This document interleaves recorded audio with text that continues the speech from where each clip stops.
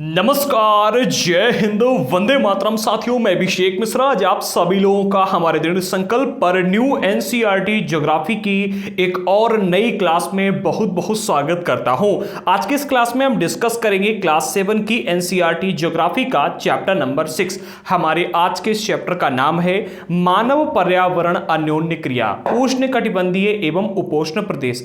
आज के इस चैप्टर में मुख्य रूप से हम उष्ण कटिबंधीय और उपोष्ण प्रदेशों के बारे में जानकारियां प्राप्त करेंगे, जिसमें एग्जाम्पल के रूप में उष्णकटिबंधीय प्रदेशों में हम अमेजन बेसिन को समझेंगे, अमेजन बेसिन के जंगलों को समझेंगे, वहां पर रहने वाले लोगों के जीवन के बारे में समझेंगे।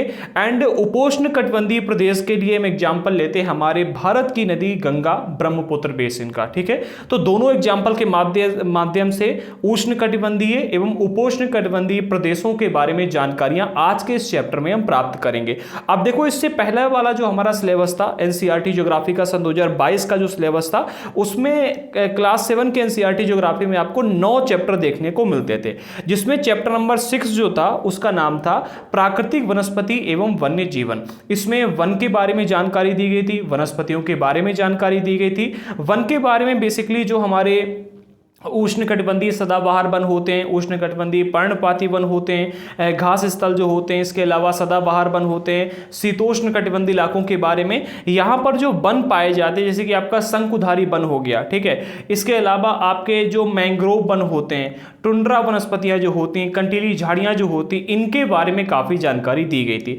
चैप्टर इतना ज़्यादा इंपॉर्टेंट नहीं था, इसलिए इस चैप्टर को अब सिलेबस से हटा दिया गया है। इसके बाद में जो आपका चैप्टर नंबर 7 मिलता था, चैप्टर नंबर 7, उस चैप्टर का नाम था मानवीय पर्यावरण, वस्तियां, परिवहन एवं संचार। इस चैप्टर में मानवीय पर्यावरण के बारे में जानकारी दी गई थी पहले तो, कि भाई जो बस्तियां बसाई गई हैं, स्टार्टिंग में कैसे लोगों ने रहना शुरू किया, फिर किस प्रकार से इस प्रकार की बस्तियां बसने लगी, किन इलाकों में ज़्यादा जनसंख्या होती है जैसे कि मैदानी इलाकों में, और कहां पर जनसंख्या कम होती है। इसके अलावा परिवहन के बारे में जानकारी दी गई थी, जिसमें सड़क मार्ग, जल मार्ग, रेल मार्ग और वायु मार्ग, इनके बारे में बताया गया था। देखो, सभी को पता होता है कि वायु मार्ग कितना इंपॉर्टेंट है, जल मार्ग और सड़क मार्ग, इनके बारे में बहुत ही बेसिक बातें थी।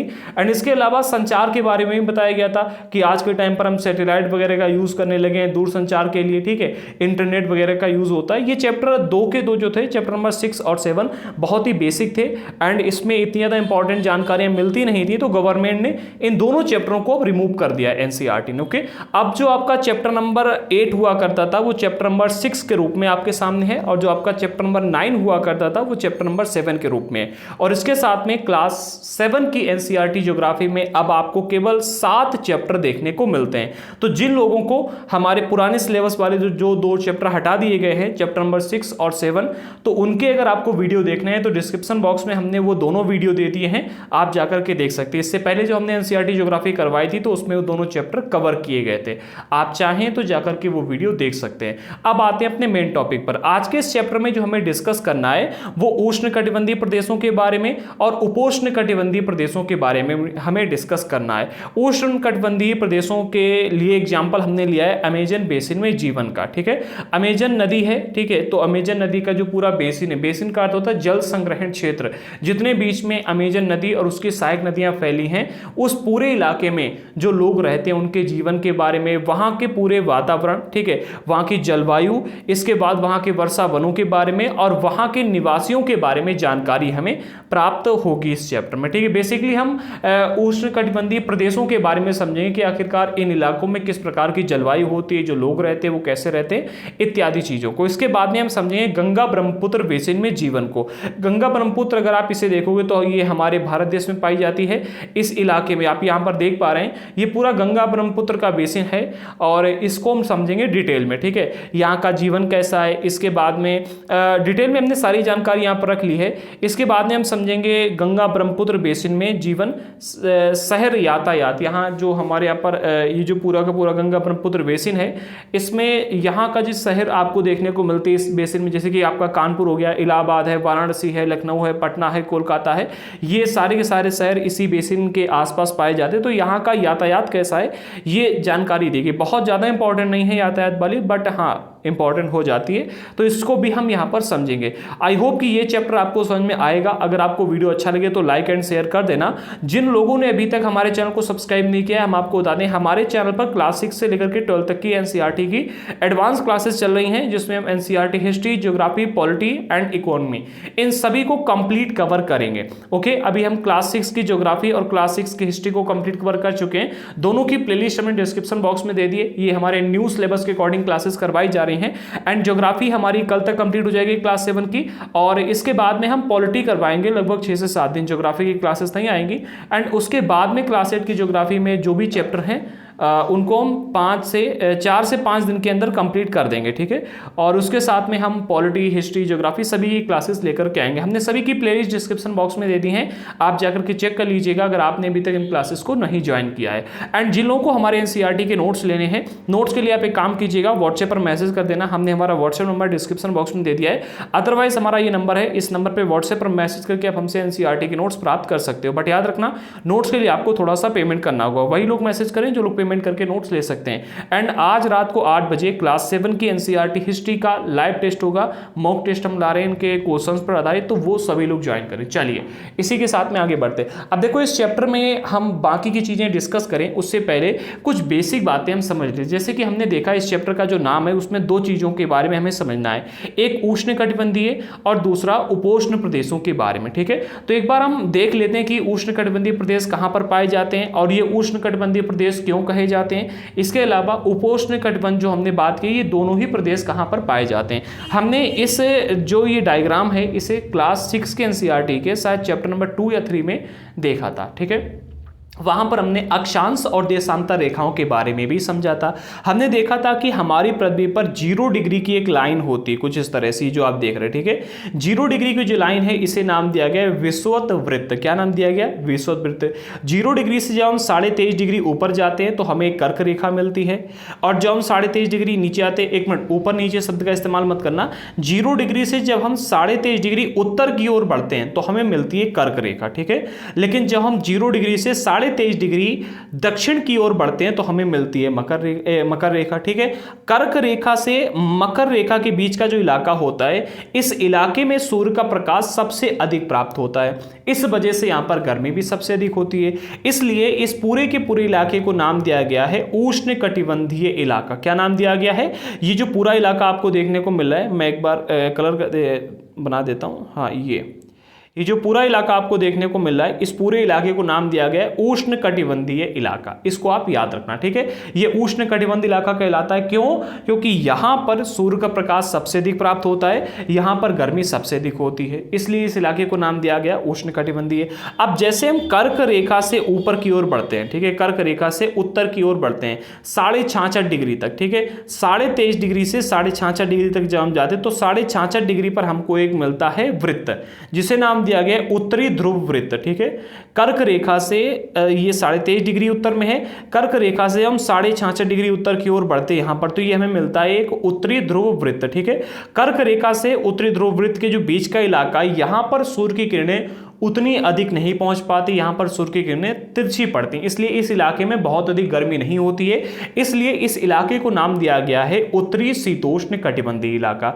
इसी तरह से दक्षिण में भी मकर रेखा से और जो हमारा ये दक्षिणी ध्रुव वृत्त वाला सर्किल है, इस बीच के इलाके को नाम दिया गया है दक्षिणी शीतोष्ण कटिबंध, क्योंकि यहां पर भी सूर्य की किरणें तिरछी पड़ती हैं। 2 बातें आप यहां पर समझ लो, ठीक है। अब एक चीज और यहां पर समझो, हमने देखा कि चैप्टर में जिन चीजों के बारे में हमें समझना है वो 2 चीजें हैं, एक तो हमारा है उष्णकटिबंधीय इलाका, एक है उपोष्ण कटिबंध। तो हमने देखा उष्णकटिबंधीय इलाका जो है वो तो ये हो गया, ठीक है। बट सर आपने उपोष्ण कटिबंधीय इलाका नहीं बताया, उपोष्ण कटिबंधीय इलाका कौन सा होता है? तो उपोष्ण कटिबंधीय इलाके को समझने के लिए उससे पहले हम 2 चीजें और समझते हैं। देखो, जो हमारी 0 डिग्री की लाइन है, ये वाली 0 डिग्री की लाइन से हम 10 डिग्री नीचे आए और 10 डिग्री ऊपर जाएं, ठीक है। हम लाइन बना लेते हैं, ये एक मिनट 0 डिग्री की लाइन से 10 डिग्री इधर बना लेते हैं, एक लाइन और 10 डिग्री नीचे, 10 डिग्री उत्तर और 10 डिग्री नीचे। ये जो इलाका होता है 0 डिग्री की लाइन से 10 डिग्री उत्तर और 10 डिग्री दक्षिण के बीच का इलाका, यहां पर सूर्य का प्रकाश सबसे अधिक प्राप्त होता है और सूर्य की ऊर्जा भी सबसे अधिक प्राप्त होती है। इस वजह से इस इलाके को जो नाम दिया गया है वो है भूमध्य रेखीय प्रदेश। इसको आप नोट कर लीजिएगा, चैप्टर में दिया गया बट आप नोट कर लीजिएगा। विषुवत वृत्त के 10 डिग्री उत्तर तथा 10 डिग्री दक्षिणी इलाके को भूमध्य रेखीय प्रदेश कहते हैं, क्योंकि यहां पर सूर्य का प्रकाश सबसे अधिक प्राप्त होता है। ठीक है, अभी इसकी डेफिनेशन भी दी गई है, आप वो डेफिनेशन नोट कर लेना। ठीक है, ये आपने यहां पर देख लिया। इसी तरह से जो हमारी ये कर्क रेखा है, ठीक है, और जो हमारी मकर रेखा है, ठीक है, कर्क रेखा है और मकर रेखा है, तो कर्क रेखा और मकर रेखा के 5 डिग्री उत्तर और 5 डिग्री दक्षिण का जो इलाका है, ठीक है, कर्क रेखा के 5 डिग्री उत्तर और दक्षिण, इसी तरह से मकर रेखा के 5 डिग्री उत्तर और 5 डिग्री दक्षिण के बीच का जो इलाका होता है, इसमें अगर आप देखोगे तो जब आप मकर रेखा के 5 डिग्री उत्तर की ओर आओगे तो आपको यहाँ पर उष्णकटिबंधीय इलाका देखने को मिलेगा, और आप 5 डिग्री नीचे चले जाओगे तो आपको शीतोष्ण कटिबंधीय इलाका मिल जाएगा। ये जो एरिया होता है, ठीक है, मकर रेखा और कर्क रेखा दोनों तरफ एक ही प्रकार की सिचुएशन होती है। ठीक है, तो देखो दोनों तरफ अगर आप देखोगे तो ये जो 5 डिग्री का एरिया होता है, मिलाकर हम 10 डिग्री का एरिया मान लेते हैं। ठीक है, तो जो ये 10 डिग्री का एरिया है, यहां पर क्या है कि आपको 2 प्रकार के क्लाइमेट देखने को मिलते हैं। ठीक है, 2 प्रकार की स्थितियां देखने को मिलती हैं, एक तो शीतोष्ण कटिबंध वाली और एक आपकी उष्ण कटिबंध वाली। इसलिए इस इलाके को जो नाम दिया गया है वो है उपोष्ण कटिबंध। क्या नाम दिया गया है, नोट कर लीजिएगा, उपोष्ण कटिबंध। ठीक है, उपोष्ण कटिबंध इलाका, इसको नाम दिया गया, उपोष्ण प्रदेश इसे कहते हैं। कर्क रेखा और मकर रेखा के 5 डिग्री उत्तर और 5 डिग्री दक्षिण के इलाके को हम उपोष्ण कटिबंध इलाका नाम देते हैं। ठीक है, ये बात आप नोट कर लीजिएगा, याद रखना। ठीक है, या फिर आप नोट कर लीजिएगा या याद रखना अगर आपको याद रह सकते हैं। और जो हमारी विषुवत वृत्त है, ठीक है, विषुवत वृत्त से 10 डिग्री उत्तर और 10 डिग्री दक्षिण के इलाके को भूमध्य रेखीय प्रदेश कहते हैं, क्योंकि यहां पर सूर्य का प्रकाश सबसे अधिक प्राप्त होता है। ठीक है, आपने यहां पर ये चीजें समझ ली। अब हम आगे बढ़ते हैं। ठीक है, और एक मिनट आगे बढ़ने से पहले मैप में देख लेते हैं जो हमने यहाँ पर दिया गया है, मैप में देख लेते हैं। यहाँ पर मैप थोड़ा सा एक्सप्लेन कर देते हैं, फिर आपको डेफिनेशन समझने में, थ्योरी समझने में थोड़ी सी आसानी होगी। ये जो यहाँ पर मैप दिया गया, अगर आप इसमें देखोगे ध्यान से, तो अमेजन बेसिन का ये मैप दिया गया जो कि दक्षिण अमेरिका में पाई जाती है। दक्षिण अमेरिका का लगभग पूरा ही मैप है ये। तो यहाँ पर अगर हम देखते हैं तो हमें देखने को मिलता है कि ये पूरी की पूरी एक नदी तंत्र, यहाँ पर अमेजन बेसिन का जल संग्रहण क्षेत्र पूरा दिखाया गया है। फिर हम कहें कि पूरी की पूरी नदी यहाँ पर दिखाई गई है। जो अगर आप नदी देखोगे तो यहाँ पर से लगभग आरंभ होती है, यहाँ के पर्वतीय इलाका है, ठीक है, पश्चिम के पर्वतीय इलाका से शुरू होती है नदी और ऐसी बहती हुई जाती है और जाकर के यहाँ अंध महासागर पाया जाता है। इस इलाके को अंध महासागर कहते हैं। वैसे ये जो महासागर है, ये नीचे अटलांटिक महासागर देखने को मिलता है, ये अंध महासागर है। ये नदी पश्चिम से निकलती है, पश्चिम के पर्वतों से, और निकल कर जाती हुई ऐसे बहती हुई जाती है और जाकर के अंध महासागर में गिर जाती है। जब ये नदी बहती हुई जाती है, अमेजन नदी है, तो कई सारी आसपास से सहायक नदियां निकल के, जैसे कि आप इधर देखो तो ये टेकेटिस, कौन सी है ये, रोकेटिस नदी है, एक ये आ रही है, एक इधर से ये आ रही है, क्या नाम है इस नदी का, युंग नदी, जिंगू नदी, ठीक है, एक ये नदी बह के आ रही है, एक ये नदी बह के आ रही है। ठीक है, कई सारी नदियां आकर के इसमें मिल रही हैं और इन नदियों की भी सहायक नदियां हैं। तो आप देखो कि जब इसमें कई सारी नदियां आकर के मिल रही हैं तो इन सभी नदियों को कहा जाता है इस मुख्य नदी की सहायक नदियां। ठीक है, अब जितने बीच में ये नदियां फैली हैं, जितने बीच में नदियां फैली हैं, ये पूरा, एक मिनट, जितने बीच में नदियां फैली हैं, ये इस पूरे क्षेत्र को नाम दिया जाएगा अमेजन बेसिन। ठीक है, उस मुख्य नदी और मुख्य नदी की सहायक नदियां जितने इलाके में फैली होती हैं उस पूरे को नाम दिया जाता है उस नदी का बेसिन। ठीक है, जैसे कि ये अमेजन बेसिन है। ठीक है, और बेसिन का अर्थ आप ये निकाल सकते हो, बेसिन का एक अर्थ होता है जल संग्रहण क्षेत्र की, इतने क्षेत्र में इस नदी का जल जो है पूरा का पूरा प्रवाहित होता है। ठीक है, तो ये बात आप याद रखना। आगे बढ़ते हैं। हाँ, इसमें अगर आप देखो कौन कौन से इलाके हैं, तो ये आपको इक्वाडोर वाला इलाका मिलता है, ये कोलंबिया है, ये वेनेजुएला है, ये गुयाना है, इसके अलावा ये आपका सूरीनाम है, ये फ्रेंच गुयाना है, ये आपका ब्राजील वाला एरिया देखने को मिलता है, ये पेरू है। ठीक है, इसके अलावा यहाँ पर और कई सारी नदियाँ हैं, ये आपका अर्जेंटीना वगैरह इधर देखने को मिलता है। ठीक है, ये चिली है, चिली वगैरह आपको देखने को मिलता है। ये दक्षिण अमेरिका के अलग अलग मतलब जगह हैं, अलग अलग स्थान हैं जो कि यहाँ पर दिखाए गए। अब हम थ्योरी की तरफ चलते हैं। काफ़ी हमने यहाँ पर मैप में देख लिया।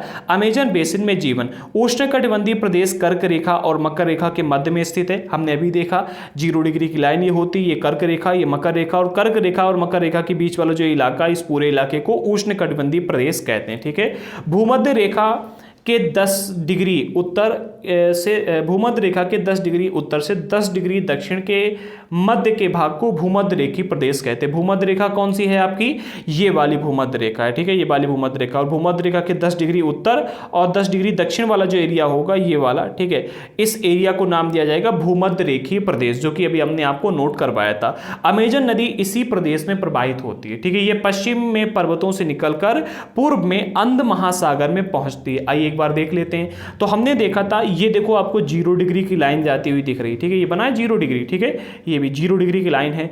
0 डिग्री की लाइन से ये आपको 10 डिग्री की लाइन देखने को मिल रही है, और एक ये 10 डिग्री की लाइन है। अगर आप अमेजन बेसिन को पूर्ण रूप से देखोगे तो नदी तो आपकी यहीं पर बहती हुई दिखने को मिल रही है, 0 डिग्री की लाइन के इधर उधर। ठीक है, ये वाली बल्कि बिल्कुल इसके पास से, लेकिन इसका जो जल संग्रहण क्षेत्र है या फिर अमेजन बेसिन जो है, लगभग हमें भूमध्य रेखीय प्रदेश में ही देखने को मिल जाएगा। थोड़ा सा 10 डिग्री के इधर आ जाता है दक्षिण साइड में, बाकी अगर उत्तर की ओर देखें तो उत्तर में 10 डिग्री के अंदर ही ये आ जाता है। ठीक है, हम कह सकते हैं कि ये भूमध्य रेखीय प्रदेश में प्रवाहित होती है। ठीक है, हाँ, तो भूमध्य रेखीय प्रदेश में प्रवाहित होती है। वही यहां पर कहा जा रहा है भूमध्य रेखा के 10 डिग्री उत्तर से 10 डिग्री दक्षिण के मध्य के भाग को भूमध्य रेखीय प्रदेश कहते हैं, और अमेजन नदी इसी प्रदेश से होकर बहती है। अच्छा, जो भूमध्य रेखीय प्रदेश होता है, यहां पर सबसे अधिक ऊष्मा प्राप्त होती है, सबसे अधिक सूर्य की ऊर्जा प्राप्त होती है, ये बात याद रखना। ठीक है, और जो नदी है पश्चिम में पर्वतों से निकलती है, हमने अभी आपको बताया था इधर साइड से, और पूर्व में अंध महासागर में जाकर के ये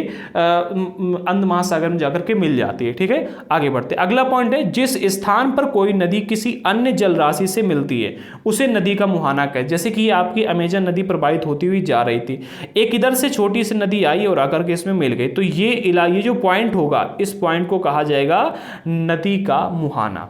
ठीक है, एक मिनट, ये नहीं कहा जाएगा, क्या कहा, जिस स्थान पर कोई नदी किसी अन्य जल राशि से, हाँ, ये वाला जहां पर नदी जाकर के समुद्र में मिल रही, ये नहीं होगा, ये तो नदी जाकर यहाँ से मेरी तो सहायक नदी है। ये जो मतलब ये भी कहा जा सकता है कि भाई ये वैसे नदी का मुहाना ये कहा जाएगा। ठीक है, ये वाला, ठीक है, क्योंकि यहाँ पर नदी जाकर के कहाँ पर मिल रही है, अंध महासागर में जाकर के अन्य जलराशि से मिल रही है। ठीक है, अन्य जलराशि यानी कि वो एक महासागर है, उस महासागर में मिल रही है, इसलिए इसे कहा जाएगा नदी का मुहाना। यहाँ पर जो नदी का मुहाना शब्द का इस्तेमाल किया गया है वो किया गया है अंध महासागर के लिए। जैसे कि इस नदी का मुहाना जो है कहाँ पर है, ये वाला अंध मुहाना है। ठीक है, यहाँ पर डेल्टा का निर्माण करती है नदी और फिर जाकर के समुद्र में मिल जाती है, तो इसे नदी का मुहाना कहा जाएगा, ये नदी का मुहाना है। ठीक है, आगे बढ़ते हैं। तो अमेजन नदी में बहुत सारी सहायक नदियां मिलकर के अमेजन बेसिन का निर्माण करती हैं। तो हमने देखा था कि ये अमेजन नदी प्रवाहित हो रही है, इसमें कई सारी सहायक नदियां आकर के ऐसे मिल रही हैं। ठीक है, कई सारी सहायक नदियां आकर के इसमें मिल रही हैं। ठीक है, इन सहायक नदियों को क्या कहते हैं, बताओ जल्दी से, इन सहायक नदियों को क्या कहा जाएगा। कई सारी सहायक नदियां आकर के मिलती हैं जब भी कोई नदी बहती बड़ी, जैसे कि हमारी गंगा नदी है। ठीक है, तो गंगा नदी की सहायक नदियां कौन कौन सी हैं, एक तो आपकी यमुना हो गई, और भी कई सारी भी हम डिस्कस करेंगे। ठीक है, तो वही यहाँ पर कहा जा रहा है कि अमेजन नदी में बहुत सारी सहायक नदियां मिलकर के अमेजन बेसिन का निर्माण करती हैं। यह नदी बेसिन ब्राजील के भागों, जैसे कि पेरू के कुछ भाग हो गए, बोलीविया के कुछ भाग हो गए, इक्वाडोर, कोलंबिया, वेनेजुएला, इनके छोटे भागों में अपवाहित होती है, जो कि हमने यहाँ पर अभी डिस्कस किया। ठीक है, मैप में देखा था, हम एक बार फिर से देख लेते हैं। जैसे कि आप अगर देखो तो आपका ब्राजील का ये भाग हो गया, पेरू का ये भाग हो गया, इक्वाडोर ये हो गया। ठीक है, इसके अलावा कोलंबिया, ये आपका वेनेजुएला है, ये गुयाना है, सूरीनाम है, इसके अलावा फ्रेंच गुयाना, ये पूरा इलाका यहाँ पर आपको देखने को मिलता है। तो इस पूरे इलाके में ये नदी और इसकी सहायक नदियाँ प्रवाहित होती हैं। ठीक है, आगे बढ़ते हैं। जब स्पेन के अन्वेषकों ने इस नदी की खोज की, मतलब जब स्पेन के खोजकर्ता यहाँ पर गए थे इस नदी को ढूंढने के लिए, इस पूरी नदी की जानकारी प्राप्त कर रहे थे, तभी सिर पर सुरक्षा कवच यानी कि हेडगियर, सुरक्षा कवच को हेडगियर नाम दिया गया, हेडगियर एवं घास के स्कर्ट पहने हुए कुछ स्थानीय स्थानीय आदिवासियों ने उन पर आक्रमण किया। हुआ क्या, जब ये स्पेन के कुछ खोजकर्ता या फिर अन्वेषक यहाँ पर गए इस नदी की खोज करते हुए, तो उस नदी के आसपास, उस नदी बेसिन में रहने वाले कुछ लोग थे, कुछ पुरुष महिला थे, तो उन्होंने इनके ऊपर अटैक कर दिया। तो जो महिलाएं थीं उन्होंने सिर के ऊपर सुरक्षा कवच धारण कर लिया था, उस सुरक्षा कवच को नाम दिया गया हेड गियर, ठीक है, और घास के स्कर्ट पहने हुए थी। भाई आदिवासी जैसे रहते उसी तरह से लोग रहते थे, ठीक है।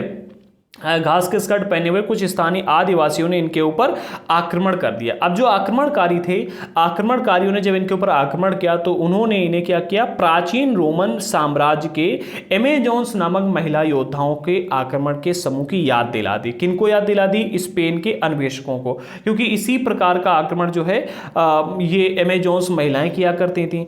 इस प्रकार से यहाँ का जो नाम है अमेजन पड़ा, ठीक है, इस नदी का जो नाम अमेजन पड़ा है, इस जगह का जो नाम जो अमेजन पड़ा है वो इसी वजह से पड़ा है, ठीक है। ये आप स्टोरी याद रखना, ठीक है। प्रश्न आ जाता है कभी कभी कि भाई अमेजन नदी का नाम अमेजन कहां से पड़ा, ठीक है, तो वो यही कारण था। अब हम बात करते हैं अमेजन नदी की जलवायु के बारे में। तो अमेजन बेसिन जो है भूमध्य रेखा के आसपास फैला हुआ है, हमने भी देखा, ठीक है, और पूरे वर्ष यहां पर गर्म एवं नम जलवायु रहती है। याद रखना, भूमध्य रेखा पर सूर्य का प्रकाश सबसे अधिक प्राप्त होता है, इस वजह से वहां पर सूर्य की ऊष्मा भी सबसे अधिक प्राप्त होती है, जिस कारण से क्या है कि यहां पर हमेशा पूरे वर्ष, चाहे आप किसी भी समय जाओ, कोई भी जून में जाओ या फिर सर्दी में जाओ, दिसंबर के टाइम पर जाओ, किसी भी टाइम पर जाओ, तो यहां पर आपको गर्म और नम जलवायु देखने को मिलेगी। यहां का मौसम जो है दिन एवं रात दोनों ही समय लगभग समान रूप से गर्म एवं आर्द्र होता है। आर्द्रता किसे कहते हैं? जैसे कि आप बरसात के टाइम में कभी कभी देखेंगे कि थोड़ा सा पानी बरसेगा, फिर तेज धूप निकल आएगी, उससे क्या होगा, पानी जो बरसा है वो गर्म होकर के वाष्पित होकर उड़ने लगता है, फिर वातावरण में नमी छा जाती है। आप देखो कि चिपचिपाहट ऐसी महसूस होती है, ठीक है, शरीर में चिपचिपाहट ऐसी महसूस होती है, तो वो जो वातावरण में नमी फैल जाती है वो आर्द्रता को क्रिएट कर देती है, ठीक है। तो वही यहां पर कहा जा रहा है कि आप यहां पर किसी भी टाइम पर चले आओ अमेजन बेसिन में, यहां की जो जलवायु है, ठीक है, किसी भी मौसम में दिन या रात किसी भी समय आप जाओ, लगभग गर्म और आर्द्र यहां का मौसम रहता है, ठीक है। इसके अलावा शरीर में चिपचिपाहट महसूस होती रहती है। इस प्रदेश में लगभग प्रतिदिन बरसात होती है, वो भी बिना किसी पूर्व चेतावनी के। हर दिन बारिश होती है, कोई भी चेतावनी नहीं देती कि भाई बारिश होने जा रही है, आप सावधान हो जाओ। दिन का तापमान उच्च एवं आर्द्रता अति उच्च होती है। जो तापमान होता है दिन में बहुत ज्यादा होता है और आर्द्रता तो बहुत ज्यादा ही होती है, क्योंकि पर डे पानी बरसेगा और पर डे बहुत तेज धूप भी निकलेगी। तो जब बहुत तेज धूप निकलती है तो वो जो पानी होता है, जो बरसात की होती है, वो बरसात क्या होती है कि पानी गर्म होकर के वाष्पित होने लगता है, इससे आर्द्रता बहुत बढ़ जाती है। रात के समय का जो तापमान होता है वो तो कम हो जाता है, क्योंकि रात में सूर्यास्त हो जाता है, सूर्य अस्त हो जाते हैं, लेकिन आर्द्रता वैसी ही बनी रहती है। क्योंकि भाई आप किसी चीज को अगर गर्म करोगे, ठीक है, और तो वहाँ की गर्मी, आप अगर मान लो कि आपने एक गिलास पानी गर्म किया, ठीक है, अब आपने गैस बंद कर दी, गैस बंद करने के बाद भी काफ़ी समय ऐसा रहेगा कि वहाँ पर वो पानी गर्म बना रहेगा, ठीक है। इसी तरह से सूर्य का प्रकाश जब पड़ता है तो वहाँ गर्मी हो जाती है, बहुत तेज हो जाती है, क्योंकि सूर्य का प्रकाश बहुत तेज पड़ता है। सूर्य अस्त होने के बाद भी लंबे समय तक वहाँ पर गर्मी बनी रहती है, और जब गर्मी शांत होने का टाइम आता है तब तक फिर सूर्योदय हो जाता है। तो वही यहाँ पर कहा जा रहा है कि दिन के समय में तापमान उच्च होता है और आर्द्रता जो होती है बहुत उच्च होती है। रात के समय में अगर आप जाओगे तो तापमान में तो थोड़ी सी कमी आ जाएगी, क्योंकि सूर्यास्त हो जाता है, लेकिन आर्द्रता वैसी ही बनी रहती है, ठीक है। आगे बढ़ते हैं, हमें अगला पॉइंट मिलता है वर्षा वनों के बारे में। अमेजन बेसिन में जो जीवन है वहां के वर्षा वनों को डिस्कस करते हैं कि वहां के वर्षा वन कैसे हैं, उनकी विशेषताएं क्या है, वहां पर किस प्रकार के जीव रहते हैं और वहां पर किस प्रकार से का रहन सहन है। तो इन प्रदेशों में अत्यधिक वर्षा के कारण यहाँ की जो भूमि है, सघन भूमि पर सघन वन उग जाते हैं। सघन का अर्थ होता है घने, ठीक है, बहुत घने, कि एक के बाद दूसरा, दूसरे के बाद तीसरा, मतलब ऐसे वन उग जाते हैं। इतने ये सघन हैं, इतने घने वन हैं कि पत्तियों तथा शाखाओं की छत सी बन जाती है। जो पत्तियां हैं और जो शाखाएं हैं उनसे छत सी बन जाती है कि, और इतनी गहरी छत बन जाती है जिसके कारण सूर्य का प्रकाश धरातल तक नहीं पहुंच पाता। कहने का अर्थ ये है कि यहाँ पर जो वर्षा होती है बहुत अधिक होती है, इस वजह से यहाँ पर जो पेड़ हैं या फिर वनस्पति जो है, ठीक है, वो इतनी सघन है, इतने घने पेड़ जमे हुए हैं कि यहाँ पर जो पेड़ की टहनियां हैं या फिर पेड़ के जो पत्ते हैं उनसे मिलकर के पूरी छत सी बन गई है, जिस कारण से सूर्य का प्रकाश कभी भी दिन के किसी भी समय धरती तक नहीं पहुंच पाता, जमीन तक नहीं पहुंच पाता। ठीक है, इतना अधिक घना ये वन बसा हुआ है। यहाँ की भूमि प्रकाश रहित एवं नमी एक नम प्रकाश सहित एवं नम बनी रहती है। हाँ, यहाँ की जो जमीन है, चूंकि वहाँ पर सूर्य का प्रकाश जमीन तक नहीं पहुँच पाता है, इस वजह से यहाँ की जो भूमि है वो प्रकाश रहित है एवं नम है। चूंकि धूप पहुँच नहीं पाती है, इस वजह से उसमें जो भी पानी पहुँचता है, देखो पानी तो पतला होता है, वो तो कहीं भी पहुँच जाएगा। ठीक है, बह करके सड़क करके पानी कहीं भी पहुँच जाएगा, बट हर जगह प्रकाश नहीं पहुँच पाता। ठीक है, तो यहाँ की जो जमीन है उसमें तो नमी आपको बहुत देखने को मिलेगी, बट प्रकाश रहित वो रहती है। ठीक है, यहां केवल वही वनस्पतियां पनप सकती हैं जिनमें छाया में बढ़ने की क्षमता हो।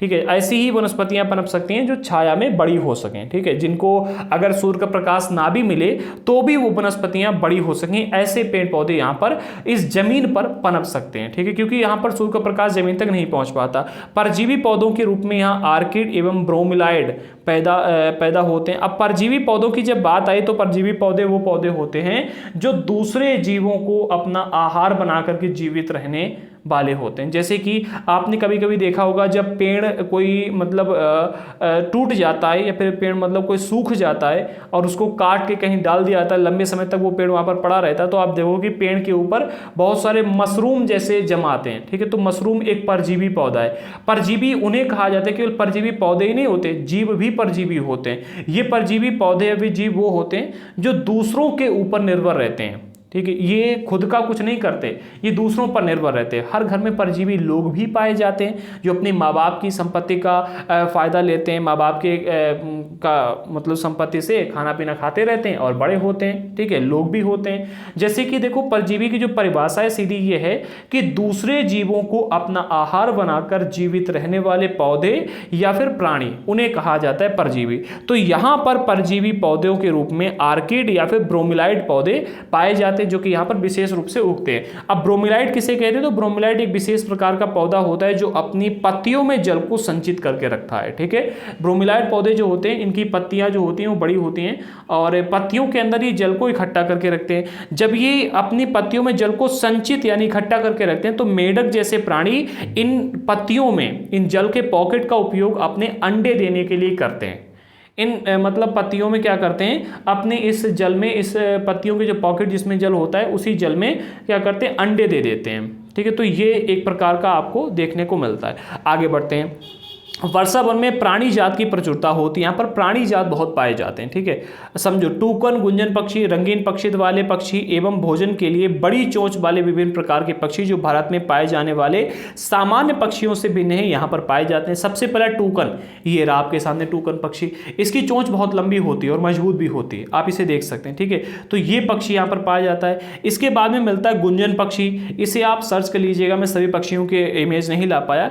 इसके बाद में रंगीन पक्षी पक्षी वाले पक्षी, पक्षित का अर्थ होता है रंगीन पंखों वाले। ठीक है, जिनके पंख रंगीन होते हैं, ऐसे पक्षी यहाँ पर बहुत पाए जाते हैं। भोजन के लिए बड़ी चोंच वाले पक्षी। ठीक है, तो बड़ी चोंच, ऐसे कई सारे पक्षी होते हैं जिनकी बहुत बड़ी चोंच होती है, तो ऐसे भी पक्षी यहाँ पर पाए जाते हैं, जो कि सामान्यतः आपको भारत में देखने को नहीं मिलेंगे, वो पक्षी यहाँ पर पाए जाते हैं। ठीक है, प्राणियों में बंदर, स्लॉथ, चींटी वाले, चींटी खाने वाले टैपीर भी यहाँ पाए जाते हैं। जो स्लॉथ शब्द का इस्तेमाल किया गया है, आपने देखा होगा कभी कभी, ऐसा एक जानवर पाया जाता है, बंदर की तरह ही होता है, पेड़ों पर चलता फिरता है, पेड़ों पर रहता है। ये जानवर बहुत स्लो होता है, दुनिया का सबसे स्लो जानवर जो है स्लॉथ ही होता है। ठीक है, इसके हम बंदर जैसे हाथ होते हैं, बंदर जैसे पैर होते हैं, हाथों में 2 नाखून ऐसे निकले रहते हैं। आपने कभी कभी देखा होगा, जब कैरी मराठी वगैरह रोस्ट निकालते हैं तो उनके वीडियो में इस जानवर को दिखाया जाता है। ठीक है, वो अपने वीडियो में इस जानवर को हर वीडियो में लमसम डालते हैं। आप सर्च कर लीजिएगा स्लॉथ को, आपको देखने को मिल जाएगा। ये एक विशेष प्रकार का जानवर होता है, दुनिया का सबसे स्लो। ठीक है, दुनिया का सबसे स्लो जानवर जो है स्लॉथ होता है। तो प्राणियों में यहाँ पर बंदर हैं, स्लॉथ हैं, चींटी खाने वाले टैपीर पाए जाते हैं। टैपीर जो होते हैं ये सुअर जैसा होता है इनका शरीर है, बट सुअर नहीं होते हैं, आपने सुअर को तो देखा ही होगा। तो और बस इनके जैसे इनका जो थोबड़ा होता है, मुंह जो होता है, मुंह सुअर जैसा ही होता है, बट उसके आगे छोटी सी क्या होती है, सूंड जैसी निकलती है, बहुत छोटी सी सूंड जैसी निकली होती है। ठीक है, तो उसे टैपीर कहते हैं। सांप एवं सरीसर्प, सरीसर्प उन्हें कहते हैं जो अपने पेट के बल चलते, रेंगने वाले जीव जो होते हैं उन्हें सरीसृप कहते हैं। तो सांप एवं सरीसृप की विभिन्न प्रजातियां इन वनों में पाई जाती हैं, जैसे कि सांप, अजगर, एनाकोंडा, एनाकोंडा यहाँ पर बहुत पाए जाते हैं, एनाकोंडा, ठीक है। इसके अलावा बोआ, कुछ ऐसी ही प्रजातियां जो कि यहाँ पर पाई जाती हैं। इसके अतिरिक्त हजारों कीड़े मकोड़े, हजारों कीड़े मकोड़े हो गए यहाँ पर भी इस बेसिन में निवास करते हैं। कीड़े मकोड़े तो हर जगह में पाए जाते हैं, आप चाहे यहाँ चले जाओ, ठीक है, हर जगह कीड़े मकोड़े आपको देखने को मिल जाएंगे। मांस खाने वाली पियाना मछली, पिरान्या मछली, ठीक है, ये भी यहाँ पर पाई जाती है, ठीक है। और केवल यही नहीं, इसके साथ ही साथ विभिन्न प्रकार की मछलियों की प्रजातियां अमेजन नदी में पाई जाती हैं। इस प्रकार के जीवों की विविधता की दृष्टि से यह बेसिन असाधारण रूप से समृद्ध है, ठीक है। ये जो पूरा का पूरा बेसिन देख रहे हो, ये असाधारण रूप से, इसमें मतलब प्राणी जाति की तो प्रचुरता है, बहुत सारे प्राणी पाए जाते हैं। आगे बढ़ते हैं। अब जो इस पूरे के पूरे वर्षा वन के निवासी हैं, इनके बारे में थोड़ा सा हम डिस्कस कर लेते हैं कि इनका जीवन किस प्रकार का होता है और इनके बारे में कुछ बातें। तो सबसे पहले यहाँ के जो पुरुष हैं वो शिकार करते हैं। क्या करते हैं? शिकार करते हैं तथा मछली, नदी में मछलियों को पकड़ते हैं। यहाँ के पुरुषों का काम यही मुख्य रूप से कि आपको शिकार करना है और नदी में मछलियों को पकड़ना है। महिलाओं की अगर बात किया तो महिलाएं जो हैं यहाँ पर फसलों का ध्यान रखती हैं। वे मुख्यतः टेपियोका, अनानास एवं शकरकंद उगाते हैं, ठीक है। ये वहाँ की फसलें हैं। टेपियोका को मैंने नहीं देखा है, बट अनानास, शकरकंद दोनों को जानते हैं, ठीक है। क्योंकि शिकार मिलना अनिश्चित होता है, ऐसे में महिलाएं ही अपनी उगाई गई साग सब्जियों से अपने परिवार का भरण पोषण करती हैं। तो इस बात को याद रखना। वर्षा वन के जो निवासी, अगर उनके बारे में बात की जाए तो यहाँ रहने वाले लोगों में जो पुरुष हैं उनका मुख्य काम होता है शिकार करना, मछलियों को पकड़ना, ठीक है, नदी से मछलियों को पकड़ना। महिलाओं का काम होता है कृषि करना या फिर खेती करना। खेती में क्या क्या करते हैं? तो टेपियोका हो गया, अनानास, शकरकंद, ये फसलें उगाते हैं, ठीक है। अब जो देखो शिकार मिलना चूंकि अनिश्चित होता है, इस वजह से जो महिलाएं सब्जियां उगाती हैं उन्हीं से इनका भरण पोषण अधिकतर होता है, ठीक है। इसके अलावा वे कर्तन एवं दहन कृषि पद्धति का प्रयोग करते हैं। कौन सी? कर्तन एवं दहन कृषि पद्धति, जिसको भी हम यहाँ पर समझेंगे। ये कृषि पद्धति काफ़ी पॉपुलर हमारे भारत में भी है, वहाँ भी है। जंगलों में बेसिकली ये कृषि पद्धति देखने को मिलती है। हमारे यहाँ के जो आदिवासी लोग हैं वो इस पद्धति का उपयोग करते थे, ठीक है। इनका मुख्य आहार जो होता है मेनियोक, जिसे कसावा भी कहते हैं, मेनियोक होता है। मेनियोक किसे कहते हैं? जैसे आपकी शकरकंद होती है, ठीक उसी प्रकार का ये भी होता है। जैसे हम आलू उगाते हैं, आलू की तरह ही इसको भी उगाया जाता है, ठीक है। इसे कसाबा भी कहते हैं तथा यह आलू की तरह जमीन के अंदर पैदा होता है। ये चींटियों की रानी एवं अंडकोश भी खाते हैं। यहाँ पर रहने वाले लोग कॉफी, मक्का एवं कोको जैसे नकदी फसल भी यहाँ पर उगाई जाती हैं। तो इस बात को भी आप याद रखना। आगे बढ़ते हैं। अब हम कर्तन एवं दहन कृषि पद्धति को समझ लेते हैं। देखो यहाँ पर पूरा पढ़ेंगे नहीं, हम आपको बता देते हैं, आप चाहें तो बाद में इसको पूरा सा पढ़ लेना, वीडियो को पॉज करके पढ़ सकते हो। कर्तन एवं दहन कृषि पद्धति में होता क्या है? बेसिकली यहाँ पर जब भी कोई व्यक्ति कर्तन एवं दहन कृषि पद्धति करने के लिए जाता है तो यहाँ पर होता क्या है, जमीन का एक टुकड़ा जंगल में लिया जाता है। जैसे कि ये पूरा का पूरा जंगल है, ठीक है। एक मिनट, हम पूरा का पूरा जंगल बना लेते हैं। मान लेते हैं कि भाई हमारा ये जंगल है, ठीक है, ये पूरा का पूरा जंगल है। इस जंगल में गए हैं आदिवासी लोग और उनको रहना है, तो उन्होंने क्या किया, इतना जमीन जंगल का टुकड़ा लिया, ठीक है। यहाँ पर जितने पेड़ पौधे होंगे सारे के सारे पेड़ पौधों को काट दिया जाएगा और काटने के बाद में उनको जलाया जाएगा। जलाने के बाद में जो भी जलाने से प्राप्त होगा उसे क्या करेंगे, यहाँ पर पूरा का पूरा छिड़क देंगे, ठीक है। जलाने से राख जो निकलेगी उसे यहाँ पर छिड़क देंगे। इससे क्या होगा, सबसे पहले तो यहाँ पर उन्होंने पेड़ों को काट दिया, यानी जमीन निकल आई, जमीन साफ हो गई, ठीक है। जमीन साफ करने के बाद में जितने भी पेड़ पौधे मिले उन सभी को जलाकर उसकी राख यहाँ पर डाल दी। अर्थात ये जमीन जो थी, इस पहले से तो ये ताकतवर थी जमीन, उर्वरता इसमें थी, लेकिन अब उन्होंने जब इसमें जलाकर के राख को डाल दिया है तो ये जमीन और अधिक ताकतवर हो गई, इसकी जो उपजाऊ क्षमता थी वो और बढ़ गई। अब यहाँ पर 2 से 3 साल तक, 4 साल तक खेती की जाएगी। तब तक खेती की जाती है इस भूमि पर जब तक कि वो उस भूमि पर खेती की जा सकती है, यानी कि जब तक कि उस भूमि की उर्वरता बनी रहती है। लगभग 3 से 4 साल तक यहाँ पर खेती की जाएगी। अब 3 से 4 साल में क्या होगा, इस जमीन की उर्वरता समाप्त हो जाएगी। जब जमीन की उर्वरता समाप्त हो जाएगी तो ये व्यक्ति क्या करेंगे, इस जमीन को 3 से 4 साल के लिए, कितने साल के लिए, 3 से 4 साल के लिए ऐसा ही छोड़ देंगे और इस जगह से हट करके दूसरी जगह पर जाएंगे और जाकर के इस इलाके को मतलब अब ये लेंगे, ठीक है। अब इस इलाके में फिर से वही पूरा काम करेंगे, यहाँ के जंगल को साफ करेंगे, पेड़ पौधों को, झाड़ियों को काटेंगे, जलाएंगे, यहाँ पर डालेंगे और 3 से 4 साल तक यहाँ पर खेती करेंगे, ठीक है। और 3 से 4 साल में इस जमीन की भी उर्वरता समाप्त हो जाएगी। अब जब 3 से 4 4 साल तक के लिए ये यहाँ पर खेती करने के लिए आए, उस बीच में ये जमीन खाली पड़ी रहेगी। और जब यहाँ पर जमीन खाली पड़ी रहेगी तो यहाँ पर क्या होगा, पेड़ पौधे जमाएंगे, पेड़ पौधे के पत्ते गिरेंगे, इसके अलावा पानी बरसेगा तो वो वहां पर भरेगा, इसके अलावा और भी कई सारी गतिविधियां होंगी जिससे कि ये जमीन जो है उपजाऊ हो जाएगी। जब ये जमीन 3 से 4 साल में अनुपजाऊ हो जाएगी कि मतलब यहाँ के पोषक तत्व तो समाप्त हो जाएंगे, यहाँ पर कृषि अच्छे ढंग से नहीं होने लगेगी, तो ये व्यक्ति यहाँ से निकल करके पुनः यहाँ पर खेती करने लगेंगे या फिर एक नई जगह को फिर से छांट कर बनाएंगे कि अब हमें यहाँ पर खेती करनी। इस तरह से कर्तन एवं दहन कृषि पद्धति होती है। पढ़ भी देते हैं, वे कर्तन एवं दहन कृषि पद्धति का प्रयोग करते हैं। कर्तन एवं दहन कृषि की पद्धति में किसान पहले वृक्षों एवं झाड़ियों को काटकर भूमि साफ करते हैं, फिर इसको जलाया जाता है। जो पेड़ पौधे काटते हैं इनको जलाया जाता है, इससे पोषक तत्व मिट्टी में मिल जाते हैं। इस साफ भूमि पर कुछ वर्षों तक फसल पैदा की जाती है। जमीन के इस टुकड़े में के बार बार प्रयोग से मिट्टी के में पोषक तत्वों का अभाव हो जाता है, इसलिए इस टुकड़े को छोड़ दिया जाता है। इसके बाद फसल उगाने के लिए किसी दूसरे स्थान को साफ किया जाता है। इस बीच पुराने खेत में छोटे छोटे वृक्ष उग जाते हैं। इस प्रकार मिट्टी पुनः उपजाऊ बन जाती है। तब लोग इस भूमि के टुकड़े का पुनः प्रयोग करते हैं, पुनः जोतकर इसका प्रयोग करते हैं। तो वही जो चीज मैंने अभी आपको समझाई वही चीज यहां पर पूरी होती है। इस पद्धति का प्रयोग हमारे भारत में भी आदिवासी लोग किया करते थे।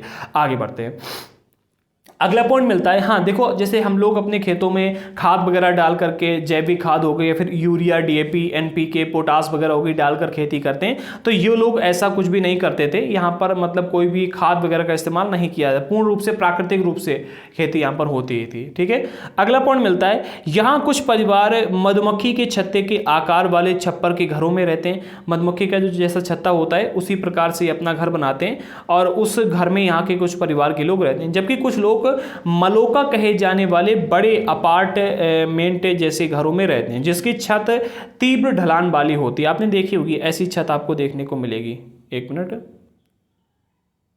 ऐसी, ठीक है, तीव्र ढलान वाली छत जो होती है ऐसी छतों में। ठीक है, तो ऐसे घरों में रहते हैं जिन्हें अपार्टमेंट बनाए जाते हैं बड़े बड़े। तो यहाँ के जो लोग रहते हैं 2 प्रकार के घरों में रहते हैं। एक तो मधुमक्खी के छत्ते वाले आकार के कुछ छप्पर वाले घर होते हैं, उनमें रहते हैं जो गरीब लोग होते हैं। और जिनके पास थोड़ा बहुत संसाधन हो जाते हैं वो लोग क्या करेंगे, मलोका कहे जाने वाले घरों का निर्माण करेंगे। अपार्टमेंट जैसे घर होते हैं जहाँ पे मतलब छत वगैरह अच्छे ढंग से डाली जाती है, फिर वो वहाँ पर रहते हैं। अगला पॉइंट, पुराने समय में वन के अंदर पहुँचने के लिए नदी मार्ग ही एकमात्र उपाय था।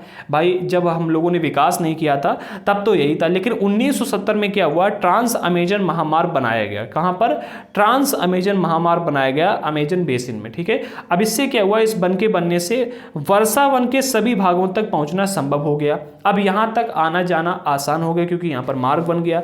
जब मार्ग बन गया तो इस प्रक्रिया के फलस्वरूप वहां की मूल आबादी को उस क्षेत्र से बाहर निकलकर नए क्षेत्रों में बसना पड़ा, क्योंकि भाई वहां पर बाहरी लोग आने जाने लगे और उनको भी बाहर निकलने का मौका मिल गया। ठीक है भाई, देखो घर से बाहर तो कोई भी नहीं निकलना चाहता है, बट जब बाहरी लोगों ने वहां पर आना जाना शुरू कर दिया तो क्या होगा, इन लोगों को अपना स्थान छोड़ना पड़ा। ठीक है, और वे अपने पौराणिक तरीके से खेती करते रहे। ठीक है, जो ये लोग थे ये अपने बाहर तो बस गए, लेकिन ये खेती जो थी अपने पौराणिक तरीके से करते रहे। अब वहां पर क्या हुआ, धीरे धीरे विकास की गतिविधियां होने लगी। विकास की गतिविधियों के कारण जैविक विविधता वाले वर्षावन, मतलब जहां पर कई सारी विविधताएं देखने को मिलती थी, विभिन्न प्रकार के पेड़ पौधे, विभिन्न प्रकार के जीव जंतु देखने को मिलते थे, इन वर्षा वन धीरे धीरे नष्ट हो रहे हैं, क्योंकि यहाँ पर विकास की गतिविधियां लगातार चली हैं। देखो पहले जो थे इस प्रकार के वन देखने को मिलते थे। ठीक है, यहाँ पर लोग पहुंचे, मार्ग बना दिया गया, लोगों ने विकास किया और पेड़ों को काट डाला गया, इतने पहुंच गए। ठीक है, आप यहाँ पर देख रहे खेती होने लगी है, यहाँ पर देख रहे खेती वगैरह होने लगी है, यहाँ पर अलग अलग प्रकार के। अब यहाँ पर क्या हो गया, पेड़ों को काट डाला गया और इस प्रकार से वन हो गए। ठीक है, पहले इतने थे अब इतने रह गए, लेकिन धीरे धीरे लोगों ने क्या किया, और अधिक विकास किया और अब वन इतने रह गए हैं। मैं गारंटी के साथ कह रहा हूं अगले 10 सालों में ये वन बिल्कुल समाप्त होने के कगार पर आ जाएंगे।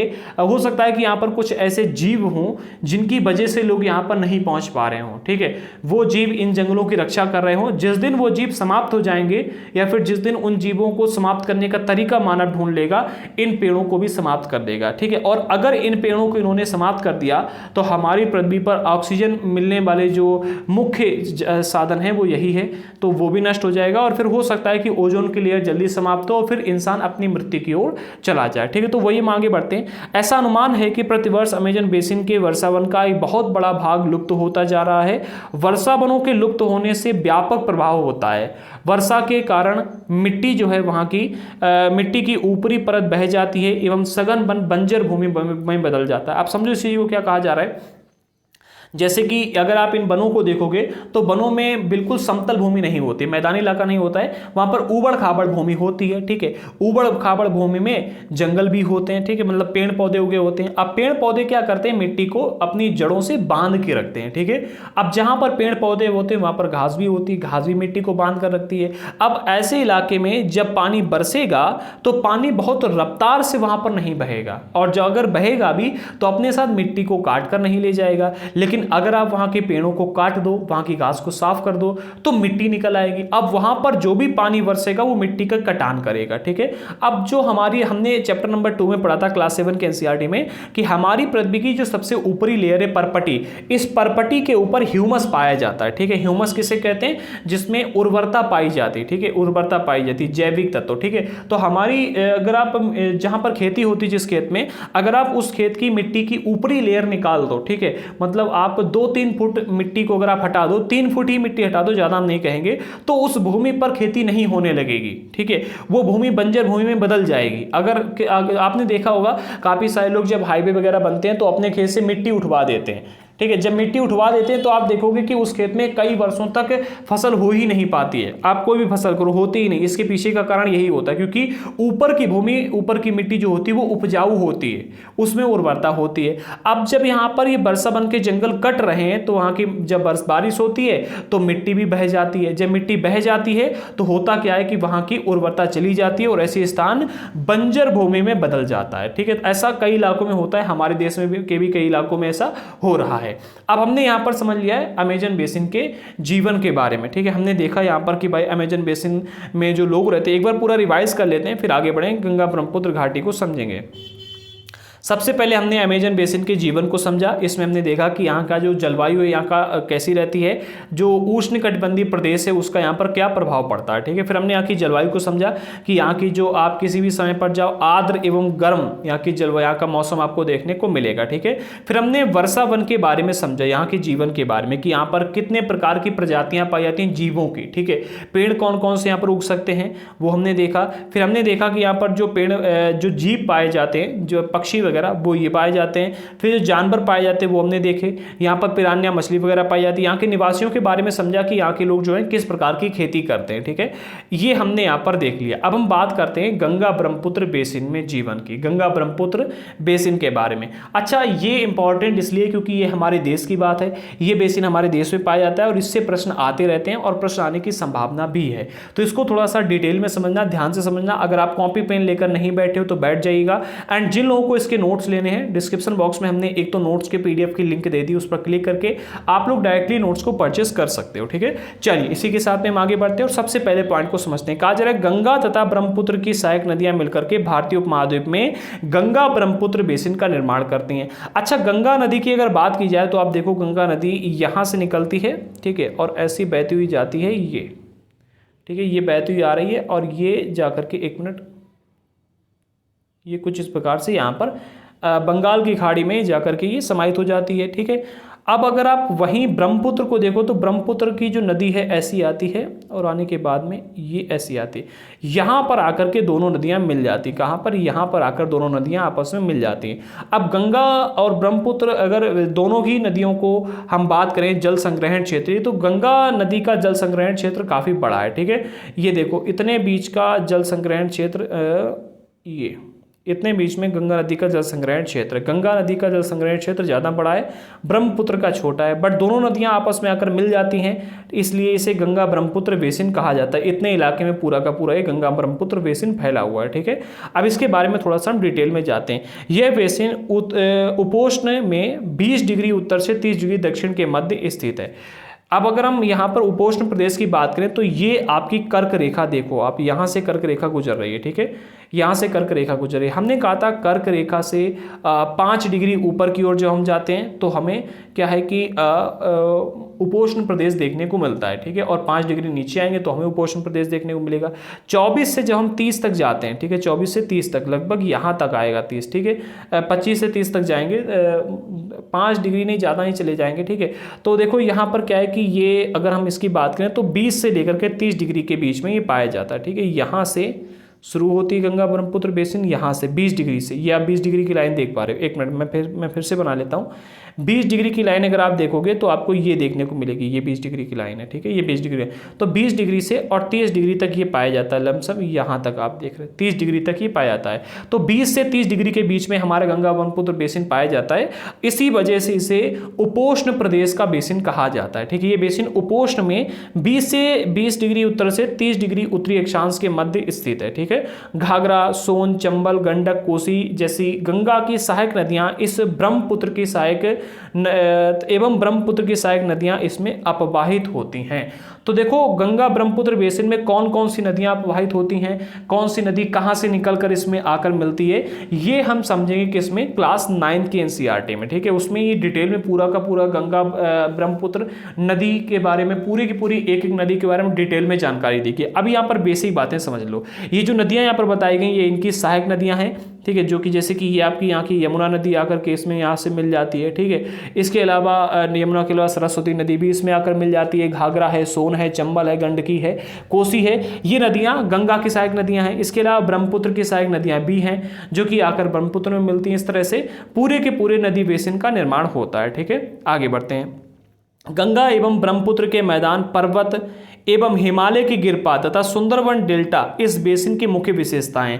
अगर बात की जाए कि भाई गंगा ब्रह्मपुत्र बेसिन की विशेषताएं क्या हैं, तो सबसे पहला मैदान, इस बेसिन के माध्यम से बहुत बड़ा मैदानी क्षेत्र बना है, जिस मैदान को आप उत्तर प्रदेश है, बिहार है, इसके अलावा पश्चिम बंगाल है, यहाँ पर देख सकते हैं। आप देखोगे तो यहाँ पर उत्तर प्रदेश ये पाया जाता है, ये उत्तर प्रदेश पाया जाता है, ठीक है। इसके अलावा बिहार भी यहीं पर पाया जाता है। तो ये चीज़ें आप अगर देखो तो इस नदी की वजह से मैदान काफ़ी बड़े बने हैं, ठीक है। पर्वतों का निर्माण हुआ है, जब पर्वतों से नदियां बह करके निकलती हैं तो आप देखो पर्वत कटते छटते हैं, ठीक है। तो पर्वत भी इसकी विशेषताएं। इसके लिए हिमालय की गिरपात भी हैं, सुंदरवन डेल्टा जो कि यहाँ पर पाया जाता है, जो कि विश्व के सबसे बड़े डेल्टाओं में से एक है, ये इनकी मुख्य विशेषताएं हैं, ठीक है।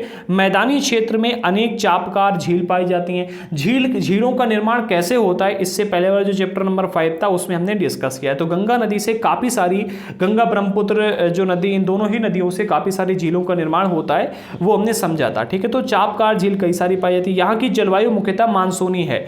मानसूनी जलवायु किसे कहते हैं, ये डिटेल में तो आपको क्लास 9 में पढ़ने को मिलेगा। अभी बेसिक बातें यहाँ पर सुन लो। मानसूनी जलवायु में होता क्या है, तय समय के हिसाब से अलग अलग प्रकार का मौसम आता है। जैसे कि मानसून में मध्य जून से लेकर के सितंबर के बीच में वर्षा होगी, ये फिक्स है, ठीक है। मध्य जून से लेकर के और आपका सितंबर तक, ठीक है, मध्य सितंबर तक बरसात होगी। अभी वर्षा का सीजन चल रहा है, देखो वो बात अलग है कि कभी कभी सूखा पड़ जाता है तो वर्षा नहीं होती, बट ये बरसात का सीजन है, ठीक है। इसके अलावा ग्रीष्म ऋतु में गर्मी होगी, बिल्कुल पक्का है। आप देखो मिड मार्च से लेकर के और मिड जून तक, ठीक है, आपका ये ग्रीष्म ऋतु का समय है, गर्मी का टाइम है। एंड शीत ऋतु के समय ठंड होगी।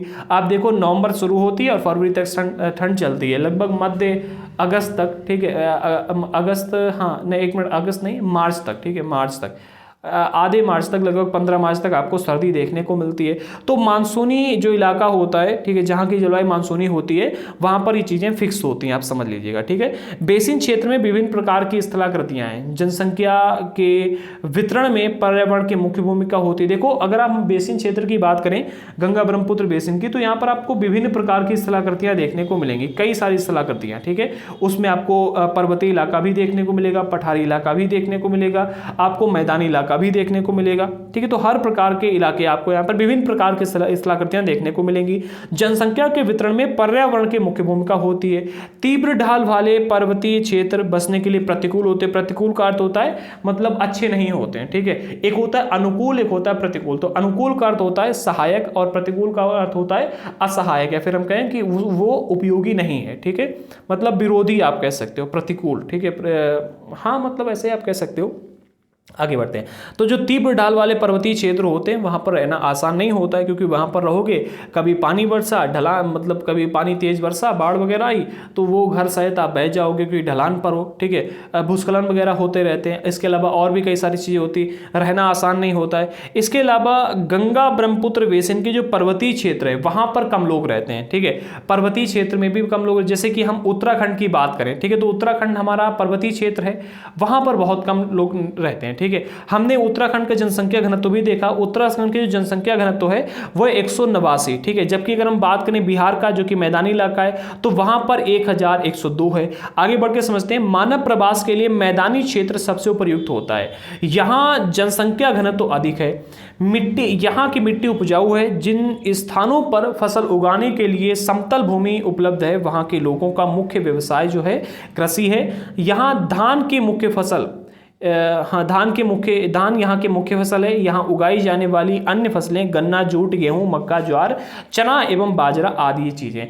अब इस चीज को थोड़ा सा डिटेल में समझते हैं। देखो यहाँ पर एक शब्द का इस्तेमाल किया गया, जनसंख्या घनत्व। ठीक है, किसका इस्तेमाल किया गया है? जनसंख्या घनत्व। ठीक है, कहा जा रहा है जो मैदानी इलाके हैं वो मानव प्रवास के लिए उपयुक्त होते हैं। मानव मतलब हम सभी के रहने के लिए उपयुक्त होते हैं। कारण क्या है? तो कारण ये बताया गया है कि यहाँ की जो मिट्टी है वो उपजाऊ होती है। ठीक है, और जब मिट्टी उपजाऊ होगी तो वहां पर आप अच्छी फसल कर पाओगे। ठीक है, दूसरा वहां पर आप कृषि ऐसी कर सकते हो, तो वो चीज यहां पर बताई। आवागमन के लिए मतलब आप मार्ग बना सकते हो समतल भूमि पर। ठीक है, आप कोई व्यापार डाल सकते हो, बहुत सारी चीजें होती हैं। यहां पर जो शब्द का इस्तेमाल किया गया है कि भाई मैदानी इलाकों में जनसंख्या घनत्व अधिक है। आप किसी भी स्थान का जनसंख्या घनत्व कैसे निकालते हो? जनसंख्या घनत्व का अर्थ होता है 1 वर्ग किलोमीटर क्षेत्र में रहने वाले लोगों की संख्या।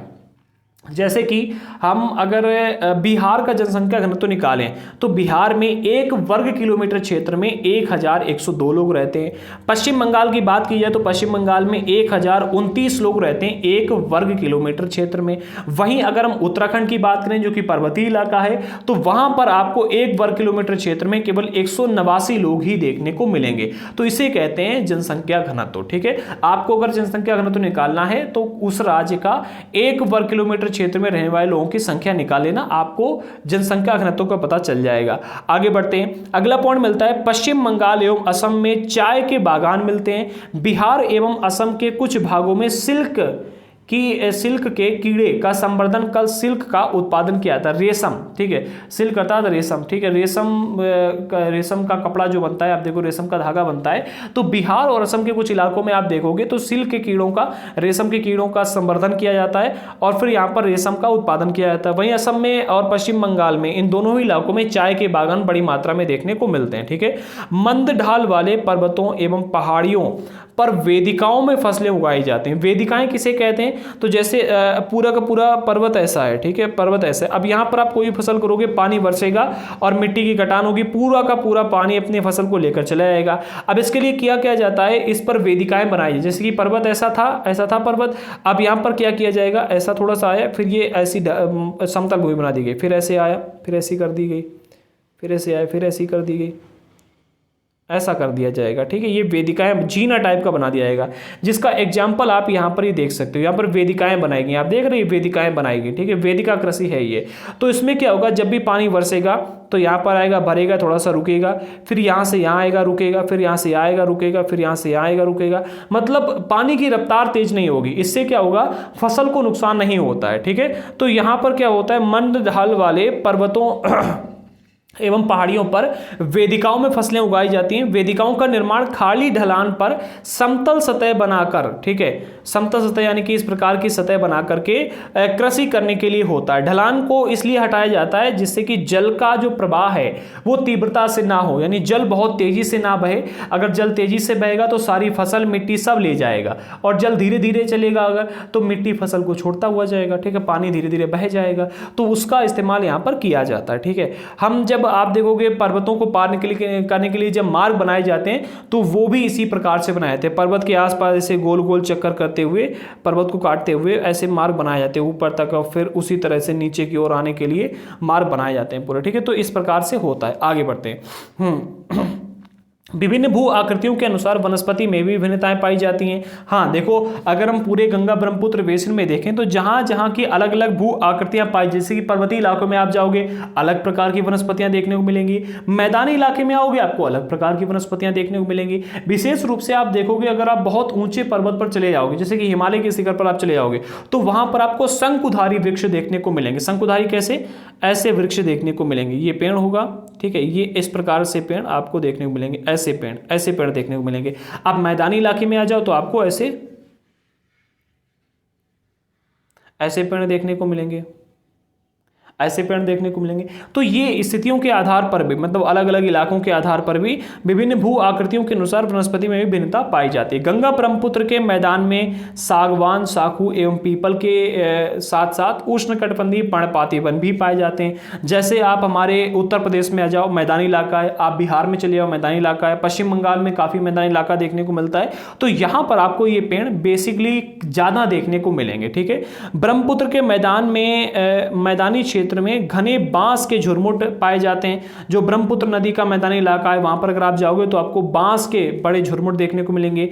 डेल्टा क्षेत्र मैंग्रोव वन से घिरा है। जो डेल्टा वाला क्षेत्र अगर आप देखोगे, मैंग्रोव वन के बारे में चैप्टर नंबर 6 में जो हमारी पुरानी एनसीईआरटी थी उसमें दिया गया था। ठीक है, इसके बारे में क्लास 9 की एनसीईआरटी में भी दिया गया है, वहां पर हम इसको डिस्कस करेंगे मैंग्रोव वनों के बारे में, वो इंपॉर्टेंट है थोड़ा सा, उसे आप देख लेना। ठीक है, डिटेल में वहीं पर दिया गया है मैंग्रोव वन होते हैं, ये बताया गया था, मतलब क्लास 6 में, दो हटा दिया गया, ज्यादा इंपॉर्टेंट है, आप उसको नहीं भी देखते तो भी काम आपका चल जाएगा। ठीक है, अब इतना याद रखो कि डेल्टा क्षेत्र में मैंग्रोव वन पाए जाते हैं। ये जो हमारा डेल्टा क्षेत्र है गंगा ब्रह्मपुत्र का, यहाँ ये मैंग्रोव वनों से घिरा हुआ है।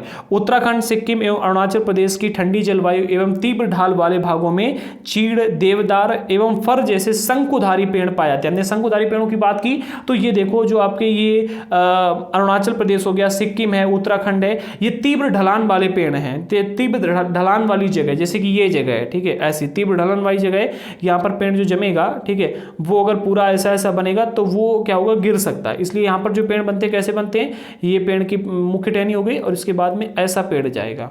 ठीक है, ऐसा पेड़ जाएगा, ऐसा पेड़ जमेगा। ठीक है, इस प्रकार के पेड़ यहाँ पर पाए जाते हैं। आप जहां भी किसी भी पर्वतीय इलाके में चले जाओ, ढलान वाली जगह पर आपको ऐसे ही पेड़ देखने को मिलेंगे। ठीक है, कौन कौन से पेड़, जैसे कि आपका ये एक चीड़ का पेड़ हो गया, देवदार का पेड़ हो गया। ठीक है, इसके अलावा और भी पेड़ होते हैं जो कि यहाँ पर पाए जाते हैं। ठीक है, हाँ आपको बता, जो देवदार का पेड़ होता है इससे बैट बनाया जाता है। क्या? बैट, क्रिकेट वाला बल्ला, इससे बनाया जाता है। ठीक है, फर के भी पेड़ यहाँ पर पाए जाते हैं। बेसिन में विविध प्रकार के वन्य जीव भी पाए जाते हैं। ठीक है, इनमें हाथी, बाघ, हिरन एवं बंदर आदि सामान्य रूप से पाए जाने वाले जीव हैं। जबकि हमने जब अमेजन बेसिन की बात की थी तो वहां पर हमें बाघ है, हिरन है, हाथी है, इनके उदाहरण देखने को नहीं मिले थे।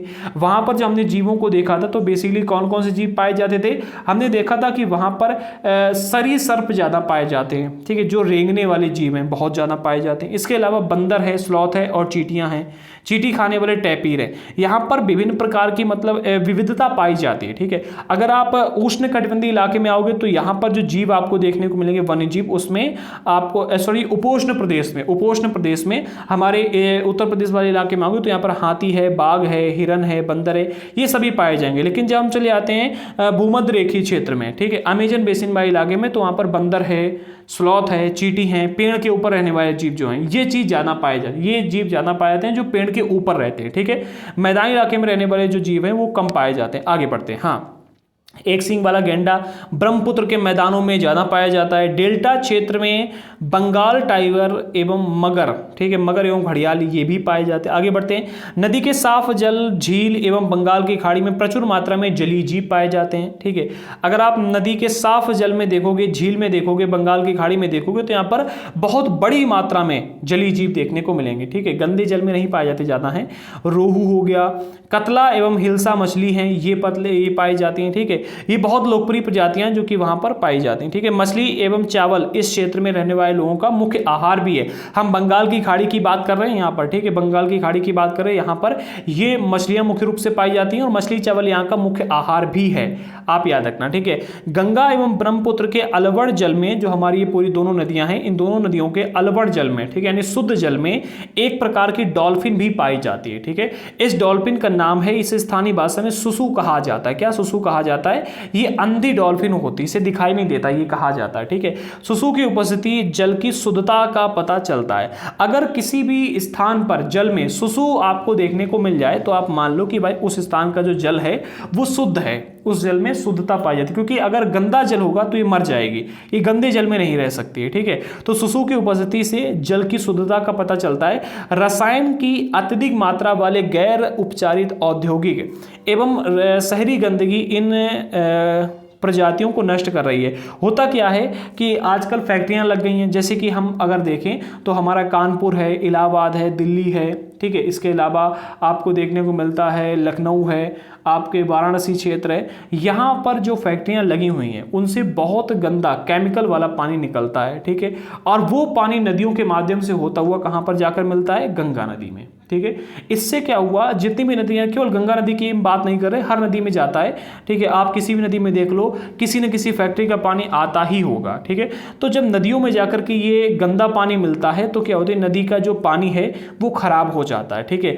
इससे क्या हुआ है, जो गंगा नदी में काफी सारा जल मिला, इससे जो हमारी ये सुसु प्रजाति की मछली थी, इस प्रजाति का मतलब ये नष्ट हो गई है लगभग। अब आपको बहुत ही कम ऐसा होगा कि ये देखने को मिले, पहले बहुत हुआ करती थी, जब ये फैक्ट्रियां नहीं लगी थी, इनका पानी नहीं जाता था, तब बहुत देखने को मिलती थी, अब नहीं देखने को मिलती, अब ये बहुत कम हो गए, ठीक है। और इसका एक और रीजन ये है कि जो बांध बनाए गए हैं, ठीक है, बांध बनाए गए जिससे कि विद्युत का उत्पादन किया जाए, तो उन बांधों की वजह से इस जल का रफ्तार बहुत ही कम है, ठीक है। अब जल की रफ्तार चूंकि कम है, इस वजह से जब इन फैक्ट्रियों का गंदा पानी इसमें डाला जाता है तो वो पानी बहता नहीं बल्कि रुक जाता है, बहुत धीमी गति से बहता है, और वो उस स्थान के जल को और अधिक गंदा करता है, मिट्टी को गंदा करता है, वहां पर रहने वाले लोग जो उसमें नहाने जाते हैं उनके शरीर में बीमारियां पैदा करता है। वो तो हमारी गंगा नदी है, ठीक है, जिसमें मतलब काफ़ी सारे जो कि पर्वतों से बहती हुई आती है, काफ़ी सारी जड़ी बूटियों से टच होती है, इसमें मिलती जाती हैं। तो गंगा नदी इतनी ज़्यादा प्रदूषित नहीं है, ठीक है, मतलब प्रदूषित तो बहुत ज़्यादा है, ठीक है, बट इसमें जो लोग नहाकर आते हैं वो बीमार नहीं होते हैं, आप ये कह सकते हो। बाकी अगर और कोई नदी हो तो उसमें तो जैसे कि यमुना नदी है, दिल्ली से निकलती है, आप देखो कितनी गंदी है, उस पर तो फेना ही फेना बना रहता है। आप किसी भी टाइम जाओ दिल्ली क्षेत्र में, किसी भी टाइम जाओ तो उसमें आपको वो नदी सफ़ेद दिखाई पड़ेगी, ठीक है, और पानी उसका काला दिखाई पड़ेगा। तो ये चीज़ हमें इसका थोड़ा सा समझना चाहिए। सार्वभौमिक स्वच्छता कवरेज प्राप्त करने, हाँ, हर जगह पर स्वच्छता कवरेज प्राप्त करने, स्वच्छता पर ध्यान केंद्रित करने के प्रयासों में तेजी लाने के लिए भारत के प्रधानमंत्री ने 2 अक्टूबर 2014 को स्वच्छ भारत मिशन का शुभारंभ किया था। गांधी जयंती के अवसर पर यहाँ पर मोदी जी ने क्या किया था, स्वच्छ भारत मिशन का शुभारंभ किया था। गंगा नदी के संरक्षण के लिए नमामि गंगे कार्यक्रम को भी शुरू किया गया था। इससे गंगा नदी की सफाई के लिए काफ़ी मोटी रकम निकाली गई थी और उससे इसके सफाई के लिए कार्य भी किया गया। अब पता नहीं मतलब इससे क्या हुआ, बट पैसा बहुत निकाला गया था और उससे सफाई के लिए जागरूकता अभियान चलाए गए, कई सारे तट बनाए गए गंगा नदी के किनारे, लोगों को लगाया गया कि भाई जो इसमें गंदा पानी आ रहा है उसको रोका जा सके, और भी कई सारे सफाई अभियान चलाए गए थे। अब आगे बढ़ते देखते हैं गंगा ब्रह्मपुत्र बेसिन में जीवन के जो शहर यातायात है इसको थोड़ा सा देखते हैं, ठीक है, इसके आसपास जो शहर मिलते हैं वहाँ के यातायात को देखते हैं। तो गंगा ब्रह्मपुत्र के मैदान में कई बड़े शहर एवं कस्बे स्थित हैं। अब आप अगर देखोगे तो कई इलाके में, जैसे कि आपका इलाहाबाद हो गया, इलाहाबाद में गंगा यमुना सरस्वती तीनों नदियां आकर मिलती हैं, इसे संगम कहा जाता है, ठीक है। इसके बाद में कानपुर है, कानपुर को दुनिया के सबसे गंदे शहरों की लिस्ट में शामिल किया गया था एक बार। यहाँ पर बहुत बड़ी मात्रा में फैक्ट्रियां पाई जाती हैं, घड़ी फैक्ट्री, लोहिया फैक्ट्री, मसाला फैक्ट्री, बहुत सारी फैक्ट्रियां हैं। वाराणसी क्षेत्र में जाओ, ठीक है, तो ये एक ऐसा इलाका जो कि जब मोदी जी की सरकार बनी तो उन्होंने यहाँ पर काफ़ी बड़ी मात्रा में काम करवाया। मैं भी गया था वाराणसी, मैंने देखा तो वहाँ पर मतलब साफ सफाई बहुत अधिक देखने को मिलती है। नदी में भी मतलब गंगा नदी में भी साफ सफाई देखने को मिलती है। पहले तो मतलब बहुत गंदा हुआ करता था, एक समय पर बहुत गंदगी थी, बट अभी वहाँ पर गंदगी इतनी नहीं देखने को मिलती है। लखनऊ नवाबों की सिटी कहा जाता है, पटना, कोलकाता जैसे 10 लाख से ज़्यादा आबादी वाले शहर जो हैं, ये 10 लाख से ज़्यादा आबादी वाले शहर हैं, गंगा नदी के तट पर स्थित हैं। ये सभी के सभी शहर, चाहे आप इलाहाबाद की बात करो, कानपुर, वाराणसी, लखनऊ, पटना, कोलकाता, ये सारे के सारे शहर में 10 लाख से ज़्यादा आबादी है और ये सभी शहर गंगा नदी के तट पर स्थित हैं। इन शहरों तथा स्थित उद्योगों का गंदा पानी, एक तो देखो शहरों में रहने वाले जो लोग हैं वो बहुत गंदगी फैलाते हैं, एक बार कपड़े पहनेंगे, वॉशिंग मशीन में डाल करके धुलेंगे, वॉशिंग मशीन से बहुत गंदा पानी निकलता है और बहुत ज़्यादा पानी वॉशिंग मशीन यूज़ करती है, ठीक है। अब जहाँ पर शहरी इलाका है, जहाँ पर ज़्यादा लोग रहते हैं, वहाँ पर तो ऐसा बहुत ज़्यादा होता है, ठीक है। तो एक तो शहर का बहुत गंदा पानी आता है, दूसरा यहाँ की फैक्ट्रियों, ठीक है, उद्योगों का गंदा पानी बहकर के कहाँ जाता है, इन नदियों में ही जाता है, जिससे जल जो है प्रदूषित होता है, नदी का जल प्रदूषित होता है। बेसिन में यातायात का सुविकसित तंत्र भी उपस्थित है। अगर आप इस पूरी नदी बेसिन में देखोगे तो यातायात का बहुत ही सुविकसित तंत्र स्थित है, ठीक है। गंगा ब्रह्मपुत्र बेसिन में यातायात के 4 मार्ग सुविकसित है। एक तो आपको मिलता है मैदानी मार्ग, ठीक है। आजकल तो बहुत सारे हाईवे वगैरह बनाए जा रहे हैं। उत्तर प्रदेश में तो हाईवे बनाने की होड़ जैसी लग गई, मतलब बहुत सारे हाईवे बनाए जा रहे हैं, ठीक है। इसके अलावा सड़क मार्ग के अलावा, हाँ, सड़क मार्ग हैं, 1 मिनट, 4 मार्ग हैं, इनमें एक मिलता है सड़क मार्ग, ठीक है। दूसरा मिलता है रेल मार्ग। रेल मार्ग को अगर आप देखो तो रेल मार्ग तो बहुत बढ़िया तरीके विकसित है। तीसरा मिलता है आपको जल मार्ग, ठीक है। रेल मार्ग द्वारा एक स्थान दूसरे स्थान पर जा सकते हैं आप इन दोनों ही मार्गों के द्वारा। नदी के तटीय क्षेत्र में जल मार्ग यातायात का प्रभावशाली माध्यम है, ठीक है। जो नदी के तट से जुड़े हुए इलाके हैं वहाँ पर आप जल मार्ग के द्वारा भी जा सकते हैं, बट जल मार्ग का उपयोग बेसिकली इतना अधिक होता नहीं है, मैं सच बता रहा हूँ, इतना अधिक इसका उपयोग होता नहीं, होना चाहिए, ठीक है। क्योंकि नदी मार्ग में अगर आप जाते हो तो आपका खर्चा कम आता है, ठीक है, रोड से ज़्यादा खर्चा आता है। बट हम लोगों के पास इतना सुविकसित तंत्र होने के बाद भी हम नदी मार्ग का प्रयोग बहुत कम करते हैं। कोलकाता हुगली नदी पर स्थित एक महत्वपूर्ण पत्तन है। मैदानी क्षेत्र में कई बड़े हवाई पत्तन भी स्थित है। अगर आप मैदानी क्षेत्र में जाओगे हमारे इलाके में तो कई, जैसे कि कानपुर है, इलाहाबाद है, हर जितने शहर यहाँ पर बताए गए हैं, इन हर क्षेत्रों में आपको एक न एक हवाई अड्डा मिल जाएगा, ठीक है। कहीं कहीं पर तो 2 हवाई अड्डे मिलेंगे, तो हर जगह पर मतलब हवाई पत्तन भी स्थित हैं। पर्यटन इस बेसिन की एक महत्वपूर्ण क्रिया है। अगर आप पर्यटन की बात करें, यानी कि आकर घूमने के लिए, तो गंगा ब्रह्मपुत्र बेसिन में आकर घूमने वाले बहुत सारे लोग हैं, बहुत सारे लोग घूमने के लिए आते हैं। बेसिकली अगर हम बात करें इलाहाबाद की, ठीक है, आगरा में यमुना के किनारे स्थित ताजमहल, ठीक है, यमुना नदी के किनारे ताजमहल स्थित है। ताजमहल को घूमने के लिए बहुत सारे लोग आते हैं। और जो यमुना नदी है ये गंगा की सहायक नदी है, यानी गंगा नदी का बेसिन वाला क्षेत्र आ जाता है, ठीक है। तो गंगा बेसिन के क्षेत्र में ताजमहल में घूमने के लिए बहुत सारे लोग आते हैं। इलाहाबाद में गंगा एवं यमुना नदी का संगम है, गंगा यमुना का संगम है। पहले यहाँ पर सरस्वती नदी दिखाई देती थी ऊपर से, बट अब कहा जाता है सरस्वती नदी नीचे चली गई है, पाताल में समाहित हो गई हैं, तो वो दिखाई नहीं देती हैं, बट तीनों नदियों का संगम कहा जाता है, ठीक है।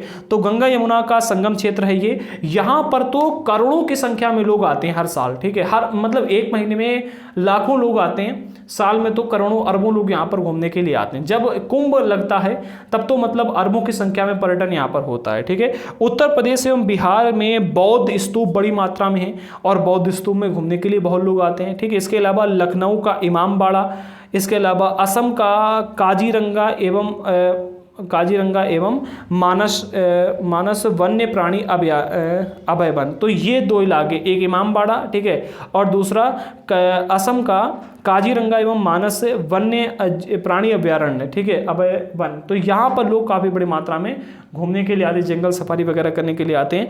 अरुणाचल प्रदेश में विशिष्ट जनजातीय संस्कृतियां, जैसे कि इनकी कई सारी दर्शनीय स्थल हैं विशेष जनजातीय प्रजातियों के, ठीक है। अब इसको थोड़ा समझो। अरुणाचल प्रदेश वगैरह में अगर आप जाओगे तो यहाँ पर आपको विशिष्ट प्रकार के जनजातीय लोग देखने को मिलेंगे, ठीक है। अब जो जनजातीय लोग हैं वो अपनी विशिष्ट संस्कृति, जैसे कि दर्शनीय स्थल उन्होंने बना करके रखे, उन्होंने अपनी संस्कृति को तब से मतलब बचा करके रखा है और उनकी संस्कृति के दर्शनीय स्थल, घूमने फिरने वाले स्थल बने हुए हैं। तो वहाँ पर भी बहुत सारे लोग घूमने के लिए जाते हैं। इसी के साथ में हमारा चैप्टर यहाँ पर कंप्लीट होता है। हमने काफ़ी सारे टॉपिक डिस्कस किया आज के इस चैप्टर में। आई होप कि आपको चैप्टर समझ में आया हो। चैप्टर में टाइम भी काफ़ी लग गया है, 1 घंटा 6 मिनट की क्लास हो गई है। आप चाहें तो इसे 2 पार्ट में देख सकते हैं, ठीक है। जिन लोगों ने अभी तक हमारे चैनल को सब्सक्राइब नहीं किया, भाई इतना बोलते हैं, अभी तक आप वीडियो देख रहे हो तो सब्सक्राइब कर लो, ठीक है। दृढ़ संकल्प पर ज्योग्राफी एंड पॉलिटी की क्लासेस चल रही, जल्दी इकोनॉमी की भी आ जाएंगी, एंड 2.0 पर हमारे हिस्ट्री की क्लासेस चल रही, तो आप दोनों को सब्सक्राइब कर लो। लिंक डिस्क्रिप्शन बॉक्स में 2.0 की दे दी है। एंड टेलीग्राम पर ज्वाइन कर लो। टेलीग्राम पर हम कई सारे नोट्स के PDF वगैरह प्रोवाइड कर देते हैं। एंड हमारा 1 लाख सब्सक्राइबर कंप्लीट होने वाला है। 1 लाख सब्सक्राइबर कंप्लीट होने पर हम आपके लिए बहुत ही स्पेशल ऑफर लाने वाले नोट्स के लिए लगभग 75% तक हम ऑफ कर देंगे। अगर हमारे 1 लाख सब्सक्राइबर जिस दिन कंप्लीट हो जाएंगे उसी दिन से, तो आपको नोट्स और कम कीमत में मिलने लगेंगे, इसलिए सब्सक्राइब करना मत भूलना, ठीक है। और इंस्टाग्राम पर फॉलो कर लो भाई, बहुत कम लोगों ने फॉलो किया है, पावर हमारी भी बढ़ा थोड़ी सी।